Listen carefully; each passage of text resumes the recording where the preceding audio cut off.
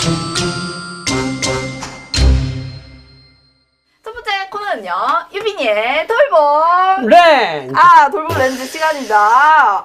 오늘 가져온 칼럼 제목을 한번 읽어드리도록 하겠습니다. 윤 대통령만 모르는 100일의 기적, 국제적 망신인데요. 이 제목을 보고 클릭하지 않을 수 없었습니다. 그래서 클릭을 해서 칼럼의 일부 내용을 제가 한번 읽어드리도록 하겠습니다. 조금 길어요. 잘 들어주세요. 제가 어르고 달래고 온갖 짓을 다 했는데도 울음을 멈추지 않던 아이가 처음 보는 돌봄 노동자의 손이 닿자마자 울음을 뚝 그쳤습니다. 우리를 구원해준 돌봄 서비스는 국가의 재정적 지원 덕에 이용할 수 있었습니다. 돈은 국가가 내지만 돌봄 서비스는 공공이 아니라 민간 업체가 제공합니다. 이 때문에 돌봄 노동자의 근무 조건과 처우는 공공이 돌보지 않습니다. 문제 해결을 위해서는 돌봄 서비스를 민간 기업들이 생산하고 판매하는 게 아니라 공공이 생산하고 제공하는 공공재로 접근해야 합니다. 라는 칼럼 내용인데요. 이게 좀 길어서요. 이사장님, 먼저 이거 내용 정리 먼저 해주실 수 있나요? 네. 오늘 이유빈 신입 직원이 픽한 기사는 오마이뉴스 2024년 10월 31일 날 박정훈에게라고 하는 칼럼의 내용입니다. 이 글은 아마도 이 글 필자가 첫 아이를 낳은 그런 부부 출산 가정인 것 같습니다. 근데 이제 이 아이를 처음 만나면 당황하고 힘들죠. 그러다 보니까 잠자지 않는 아이, 보채는 아이, 똥 싸는 아이, 이게 너무 힘들고 어렵다. 그러던 중에 산모 신생아 건강관리사를 만나 그분이 집에 와서 오자마자 아이가 울음을 뚝 그치더라라고 하는 그런 경험을 하고, 그러면서 내가 느껴보니까 이게 아이 키우는 게 사랑인 줄 알았더니 사랑이 아니라 숙련이더라, 이런 표현을 씁니다. 그러면서 관심을 가지고 그 일하는 돌봄 노동자를 들여다봤더니 매우 낮은 임금의 처우를 받고 있고, 또 그런 이유가 중년 여성이나 또 경제적인 단절 여성들이 일을 하다 보니 좀 무시해서 그런 거 아니냐, 뭐 이런 이야기들의 좀 배경들을 적고, 그러면서 또 올해 처음으로 세계에서 정한 돌봄의 날이 이제 있었는데요. 그런 날을 맞이해서 어떤 사회적 돌봄이라는 것이 굉장히 공공재로 중요화되고 있는데, 현재 윤석열 정부는 반대해서 가는 것 같다라고 하는 부분을 역설적으로다가 좀 아쉽게 표현한 그러한 칼럼의 내용입니다. 그럼 먼저 여기서 아까 언급하셨던 산모 신생아 건강관리사라는 네네. 직업은 구체적으로 어떤 직업인가요?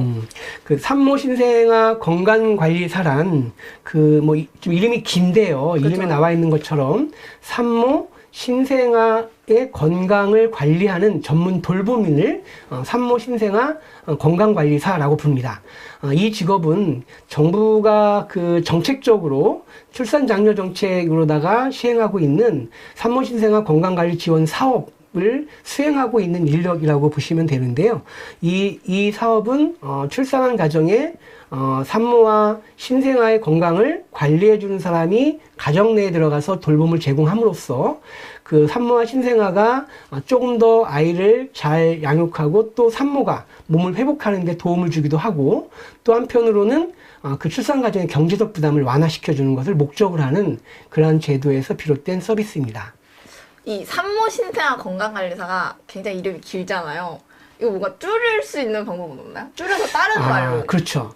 원래 이 서비스는 정부가 이제 제도적으로 이제 서비스를 만들어서 이제 많은 분들에게 이러한 그 편의를 주고 있지만, 실은 그 전부터 이 서비스는 있었습니다. 그러니까 예를 들면 과거에는 아이를 낳으면 친정엄마네 집에 가가지고 엄마가 옆에서 이제 자기 딸이 아이를 낳고 오면 아이의 이제 미역국도 끓여주고 뭐 이렇게 먹을 것도 잘 편하게 해주고 3개월 동안 움직이지 마라 이렇게 얘기도 하고, 그러면서 이제 신생아를 또 옆에서 잘 이렇게 키우는 이러한 일들을 하고 있었고, 그런데 시대가 지나서 가구 제도가 이제 가구 형태가 바뀌면서 요즘에는 자기 딸을 위해서 그런 분은 아마 좀 적다라고 이제 대체로 보고 있고요.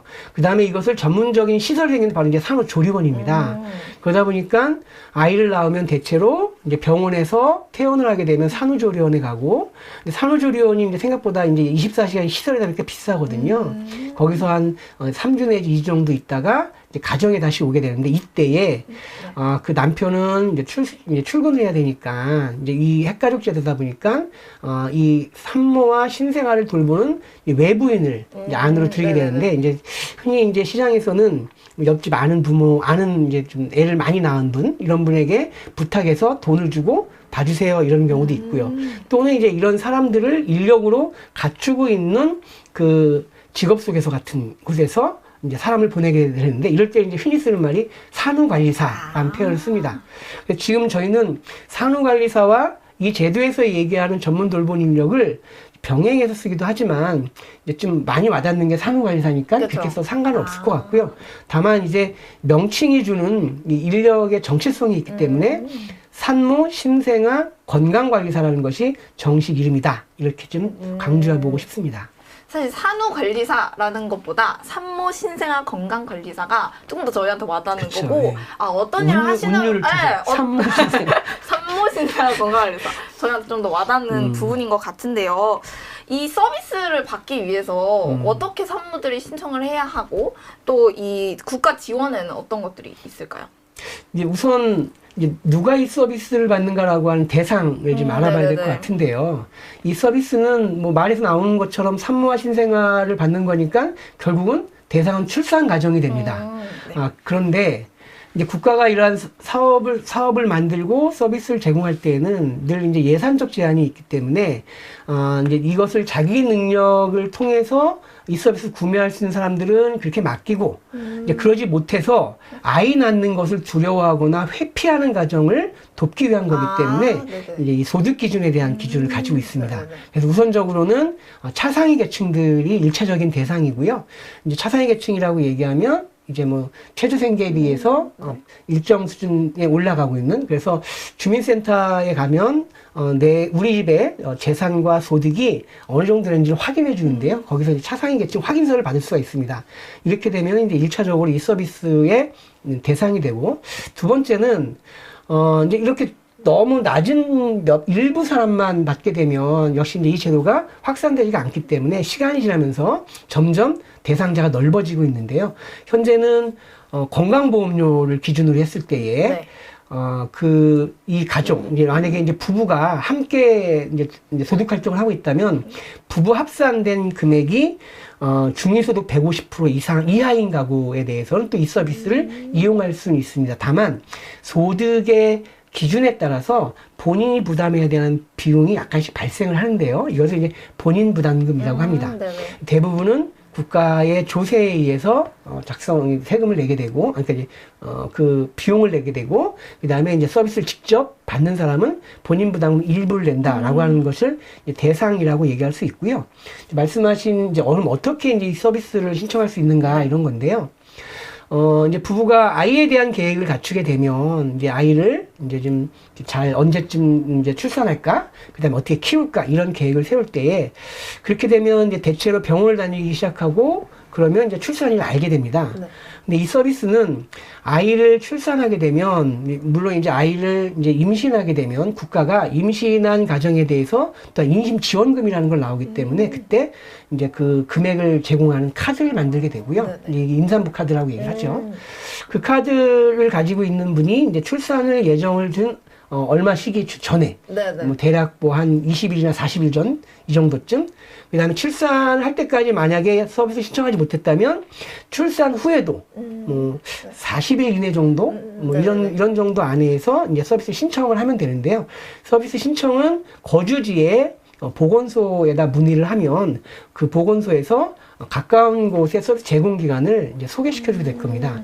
그렇게 되면 그 제공기관들을 좀 어느 한 곳이 정해져 있는 것이 아니기 때문에 홈페이지를 좀 찾아보고 주변 사람들한테 물어서 어떤 기관이 잘하는지 이런 것도 물어보면 되고요. 그렇게도 못 찾겠다 싶으면 검색에 도우누리 서울 아가마지를 검색하시면 됩니다.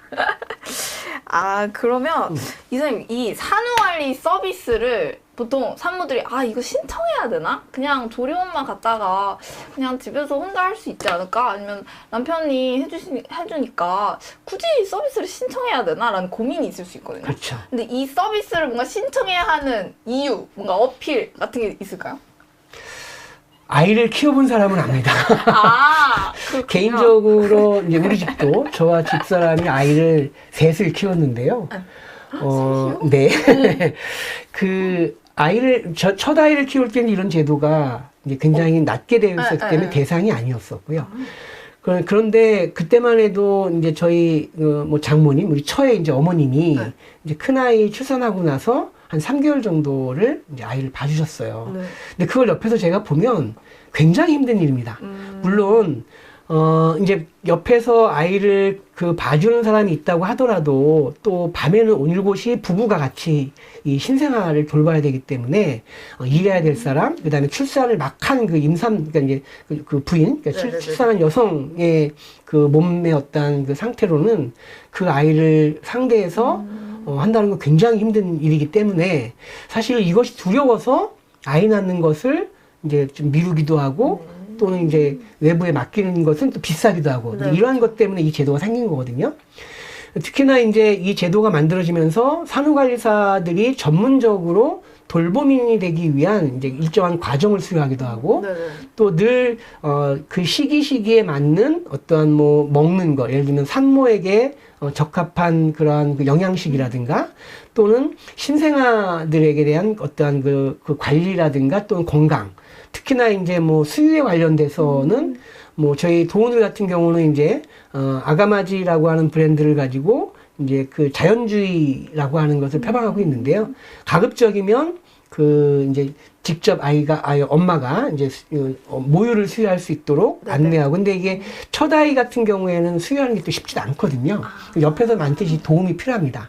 그러한 것을 돕는 것들이 체계적으로 전문적으로 되어 있기 때문에 이 서비스를 이용하는 것은 아이를 잘 키우는데 굉장히 중요한 일이다라고 생각할 수 있고요.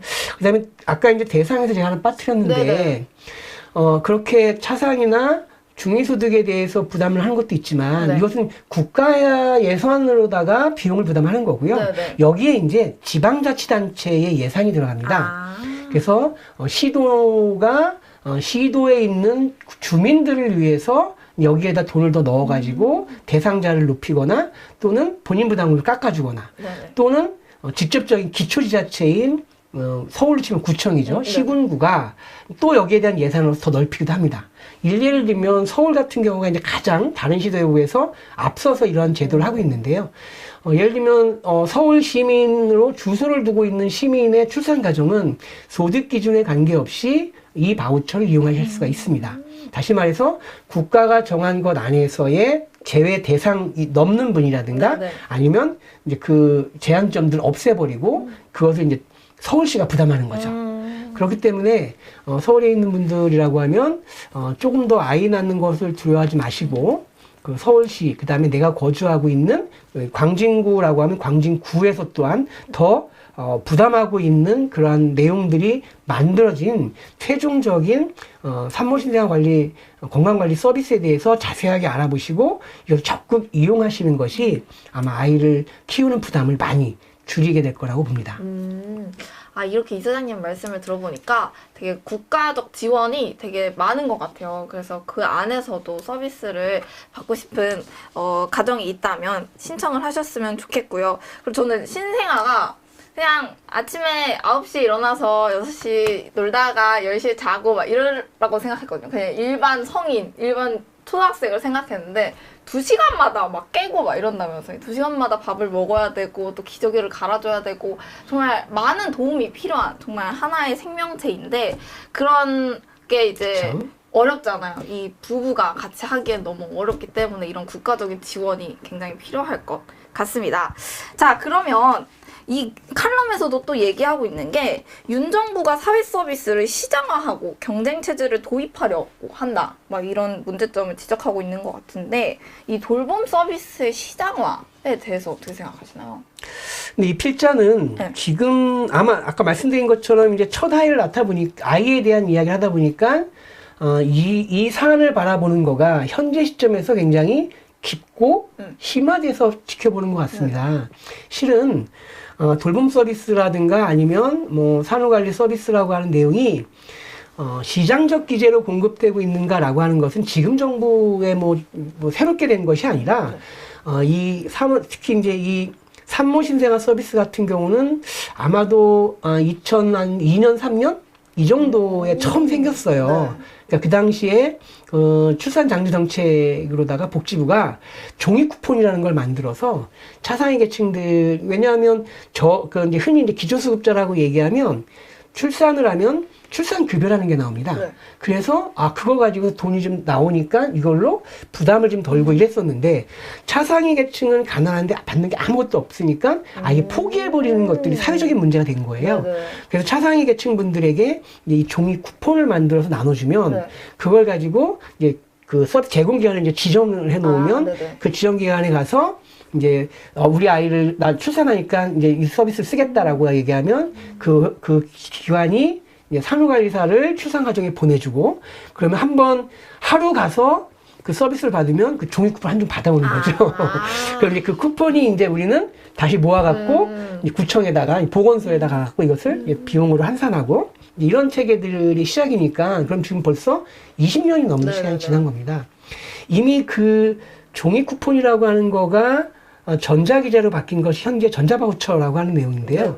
이런 바우처라고 하는 방식은 이미 국가가 이 서비스가 공공재이다라고 하는 인식과는 별개로 어떠한 방식으로 공급하느냐의 문제를 이야기한 거죠.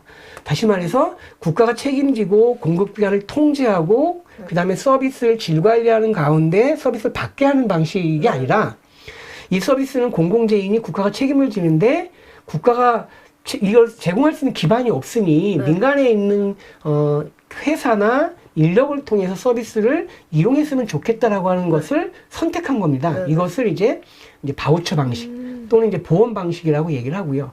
또 국가가 이런 제도를 만들기 전에 아까 말씀드린 것처럼 이미 사인간에는 돈을 지불하고 한 개인이 우리 집에 와서 서비스를 받고 있던 완전 시장의 공급 방식이 존재하고 있었던 겁니다. 그러니까 이 필자가 얘기한 지금 정부 들어서 시장화가 되었다가 아니라 대한민국 정부가 돌봄 또는 산모 신생아의 건강을 돌보는 사회적 돌봄이라고 하는 것을 공공재로 인식한 것은 맞지만 이것을 정책화하는 과정에서 공급 방식이나 내용들을 국가가 전체적으로 책임질 수 없는 그런 한계들, 그러니까 재정의 한계, 그 다음에 이제 구조적인 한계, 기반이 없으니까요. 이러한 것을 이제 좀 타개하기 위해서 선택한 방식이 이제 시장 방식이다. 이렇게 얘기하는 게 좋을 것 같아요. 그렇기 때문에 여기서 얘기한 시장화되었기 때문에 공공성이 없어졌다라고 이제 단정 짓는 것은 전 조금 위험하다라는 생각이 듭니다. 오히려 지금이라도 이 필자가 얘기한 것처럼 이 산모 신생아를 돌보는 것이 아마 장기적인 인구 정책이나 또 우리 사회에 건강한 아이들을 생산하고 양육한다는 의미에서 사회가 책임지자라고 하는 공공재적 성격은 확실하게 강화시키고 그 성격이 더 드러나게 하는 공급 방식, 더 드러나게 하는 관리 방식이 무엇인가라고 하는 것을 정책적으로 조금 더 세밀하게 갖춰가야 된다라고 하는 것이 저는 좀 주제가 되었으면 좋겠다라고 봅니다. 그럼 이 돌봄 사회 서비스가 공공재여야 한다는 건 인정. 근데 이게 국가가 이걸 맡아서 할 수 있는 데는 한계가 있다는 거잖아요. 그렇죠. 근데 이거를 너무 맡겨버리면 그냥 민간에 맡겨버리면 이게 너무 시장화가 되고 그리고 여기서 지적한 문제가 이렇게 되면 그 기업이 나는 지금 이윤을 추구하는 기업이잖아요. 그렇게 되면 고객의 서비스 비용을 높이거나 아니면 인건비를 내려서 총 매출액을 높이게 하는 그런 입장이잖아요. 그렇게 그렇죠. 되면 돌봄 서비스는 결국 사회 돌봄 노동자의 처우는 더 낮아지고 인건비도 더 낮아지고 이런 문제에 대한 시장화 서비스의 단점을 얘기하고 있는 것 같은데 그러면 정부는 이거에 대해서 어떻게 생각을 하고 있는 걸까요? 정부는 아무 생각이 없지는 않겠죠. 없나? 분명히 무언가 생각이 있을 텐데 저처럼 이제 그 돌봄에 있는 현장을 보는 사람의 시각에서는 많이 미흡하다라고 하는 생각이 드는 겁니다. 지금 이제 이유빈 그 신입 직원께서 얘기하신 것처럼 시장화라고 하는 방식을 선택했기 때문에 공급자가 더 많은 이윤을 추구하려고 하고 네, 맞아요. 그러다 보니 그 근로자들의 임금이라고 하는 것에 대한 합리성이나 또는 적게 주려고 노력하다 보니 처우가 떨어져서 질 관리가 나빠진다. 네. 물론 이렇게 생각하는 건 당연한 생각인 것 같아요.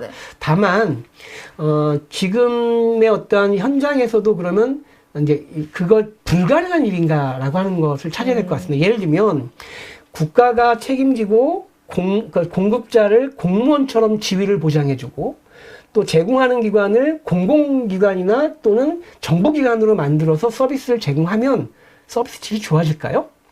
여기에 대해서는 여러 가지 의견들이 있습니다. 네. 그러니까 어떠한 전문적인 영역들에 대해서는 관료화된 조직보다는 민간의 혁신적인 조직이 더 좋은 서비스를 준다라고 하는 그런 반론도 있고요. 네네. 그러니까 이런 여러 가지 것들이 모여 있는 것이 우리 사회적인 어떠한 환경이고 네. 여기서 바람직한 걸 찾아가야 된다고 보는데 문제는 뭐냐면 지금 공급기관들 같은 경우에는 이미 지금 정부가 하고 있는 이 돌봄 정책에서 보면 공급기관들을 초기에는 바우처 방식을 주면서 수적인 통제를 했습니다. 다시 말해서 일정한 기준이 돼야지만이 제공기관이 될 수 있는 자격을 주거나 네. 또는 그 기관의 성격들, 예를 들면 사회복지를 한다든가 비영리화되는 이런 과정들로다가 제한을 두고 네. 그러니 이 기관들이 어떠한 그 공공적인 자기 정체성이 있으니 이 공공재 서비스를 잘 할 거야라고 하는 믿음을 가지고서 이제 했겠죠. 네.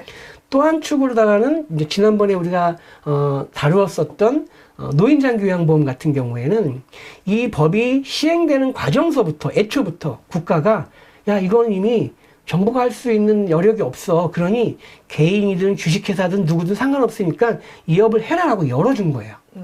그러니까 여기는 그렇게 열어두면 이용자가 더 좋은 서비스를 선택할 거고 그렇게 되면 서비스가 나쁘거나 이러한 그 제공기관은 퇴출될 거다라고 하는 시장의 건전한 어떠한 자정 능력에 대한 기대를 한 겁니다. 근데 과연 그 결과는 어떻게 되었을까요? 라고 하는 것을 제가 질문하고 싶은 거죠.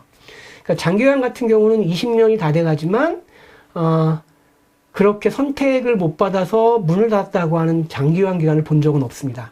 다시 말해서 그러한 이용자의 선택권에 의해서 서비스 질이 통제될 것이다 라고 하는 기대는 네. 안 맞는다라고 하는 것이 네네네. 저는 증명됐다라고 보고요. 바우처 같은 경우에는 그렇게 제공 초기에는 지정제를 했었지만 2012년도에 장기요양 기관이 늘어나면서 네. 그 민간의 어떤 민원들이 있었습니다. 우리도 그 저희를 하게 해줘. 그러니까 그 민원을 받아들여서 지정제에서 등록제로 바꿉니다. 그러니까 어떻게 보면 제공기관들을 관리하던 체계를 등록제라고 하면서 확 벗어난 것이 이제 바우처가 늘어난 공급의 정책이었고, 거꾸로 장기요양기관은 애초서부터 개인까지 열어둔 그런 방식이었다가, 이제 오히려 반대로 이제 여기서는 서비스 질 관리가 안 된다라고 하는 그러한 여러 국민적 민원들이 부딪히니까 최근에 와서는 다시 지정제로 복귀하고 있습니다. 이 중간에 이렇게 만나고 있는 거거든요. 다시 말해서 정책적으로도 공급기관에 대한 관리, 네. 또 강화된 어떠한 그 체계들을 만들 수 있다라고 네. 하는 것이 필요한 거고요. 또 하나는 그럼에도 불구하고 국가가 여전히 이 제도적으로 만든 돌봄 시장에서의 가격 정책을 정하고 있다고 하는 겁니다. 근데 그 가격을 어떻게 정하냐? 매우 최소한으로 정하고 있기 때문에 비영리 법인으로다가 운영하는 조직조차도 더 많은 임금을 보장해 줄 수 없는 임금 체계라고 하는 겁니다. 다시 말해서 공급자가 이익을 착복해 가기 때문에 급여가 낮아진다라고 하는 것도 가능한 얘기지만 현재의 수가로서는 제대로 된 임금을 보장받지 못하고 있다도 맞는 얘기라는 겁니다.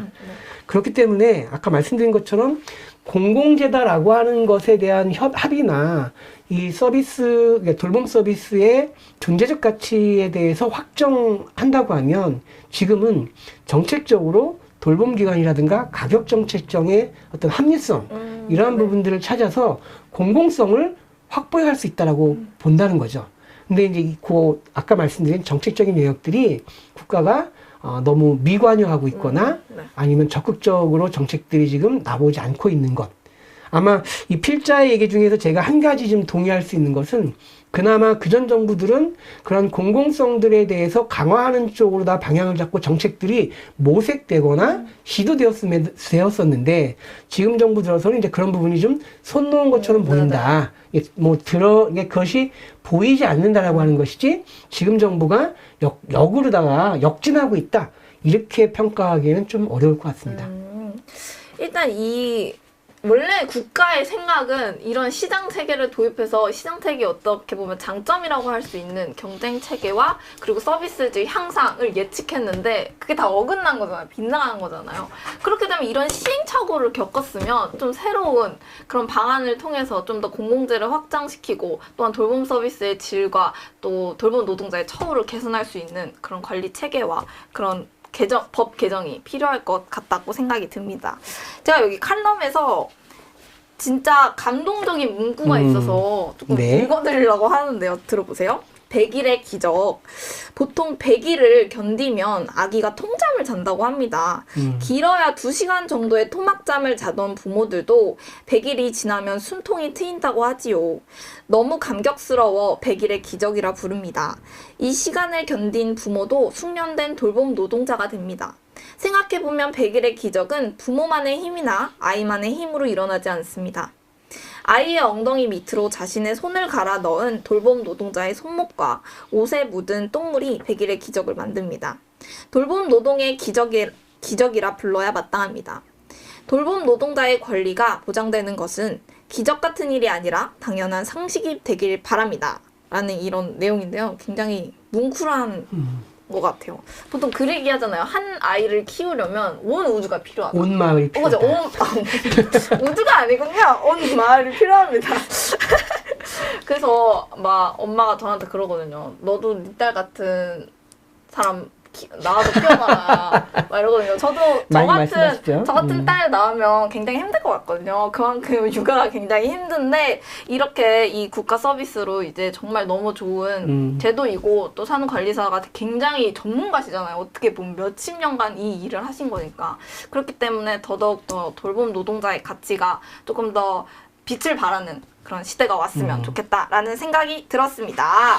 그런 면에서 이 오마이뉴스에 박정훈님에게 또 이러한 그 화제거리를 줘서 감사하다는 얘기를 전해야 될 것 같습니다. 감사합니다.